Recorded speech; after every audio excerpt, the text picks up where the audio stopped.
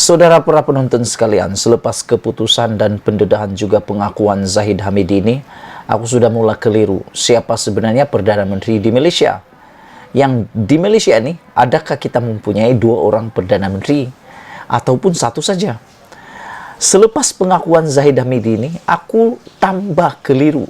Aku tambah tak tahu siapa Perdana Menteri sebenarnya. Adakah Ismail Sabri Yaakob ataupun Zahid Hamidi?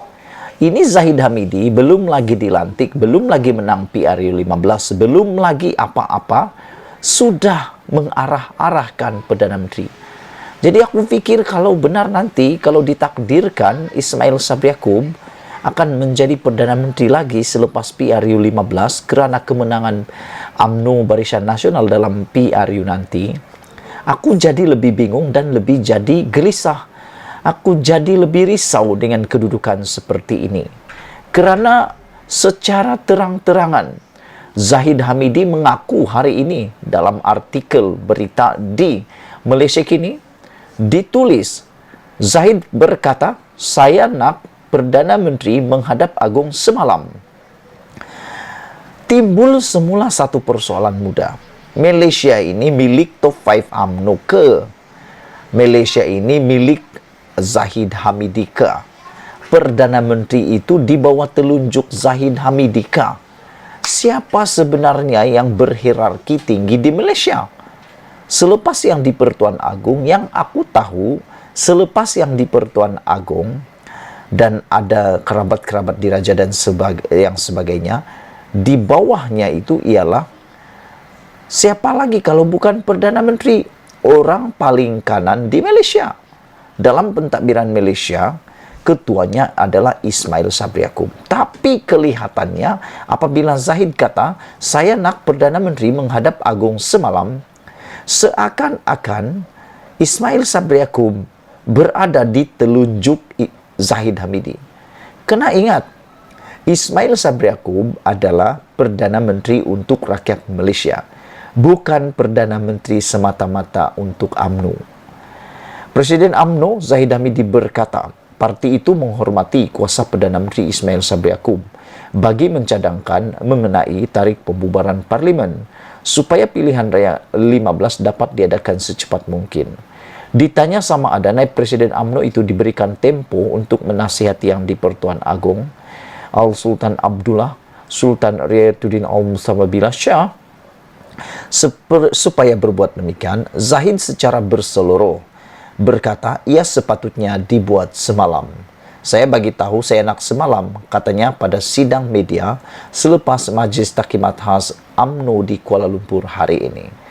Ismail Sabri tidak bersama pada sidang media tersebut, meskipun menghadiri Majlis Taklimat tertutup itu bersama dan dilaporkan turut menyampaikan ucapan.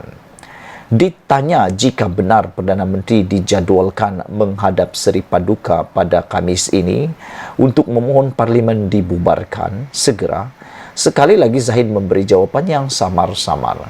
Saya tak mimpi tarikh itu, katanya ringkas.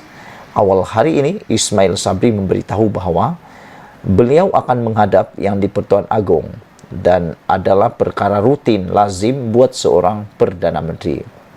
Menghadap Agong, saya menghadap setiap minggu sebelum mesyuarat kabinet, kata Ismail Sabri. Iaitu, macam minggu ini, kalau waktu Parlimen, kabinet hari Jumaat, hari Khamis saya jumpa, katanya. Kalau hari Rabu, mesyuarat kabinet, hari Selasa saya jumpa, katanya lagi. Perjumpaan dengan Seri Paduka lebih kepada kertas mesyuarat kabinet, kata Perdana Menteri. Sementara itu, mengulas lanjut soalan sejauh mana UMNO BN akan tetap mengadakan PRU15 dalam tahun ini, Zahid yang juga adalah pengerusi BN menegaskan perkara itu telah diputuskan secara rasmi oleh UMNO. Pada 30 September lalu, parti telah buat keputusan rasmi iaitu PRU wajib diadakan tahun ini, katanya. Selain itu, Zahid berkata, UMNO juga akan memulakan perbincangan dan rundingan berhubung calon PRU15 pada Isnin depan. Minggu depan kita akan mula berbincang dan membuat rundingan iaitu Isnin depan, katanya. Menurutnya, pemilihan calon-calon bagi PRU15 kali ini mesti mengikut kriteria sekaligus tiada calon-calon yang dipilih mengikut klaster-klaster tertentu katanya. Untuk pemilihan calon pada kali ini, pengerusi-pengerusi perhubungan negeri akan mengemukakan nama-nama calon berkenan kepada top 5 bagi penentuan calon yang memenuhi kriteria. Tiada calon yang mengikut klaster tertentu dan yang penting calon UMNO yang memulakan panji-panji Barisan Nasional katanya. Terdahulu Ismail Sabri dan Zahid mengadakan pertemuan khas dengan 191 sayap bahagian parti itu secara tertutup. Sekian dulu untuk kali ini. Jangan lupa tinggalkan komen Anda untuk isu paling hangat ini. Malaysia kita punya, kita juga sama-sama cintai Malaysiaku. Bye-bye. Selamat petang. Dengan keputusan yang luar biasa ini, PRU 15 akan dibatalkan tahun ini. Itu persoalan besar yang semakin lama membingungkan rakyat Malaysia. Perikatan Nasional hari ini secara sah menolak PRU 15 diadakan tahun ini. Makna kata PRU hanya dikehendaki oleh UMNO. Kerana pas sebelum ini juga melalui presidennya Abdul Hadi Awang mengatakan PRU 15 tidak sesuai diadakan tahun ini.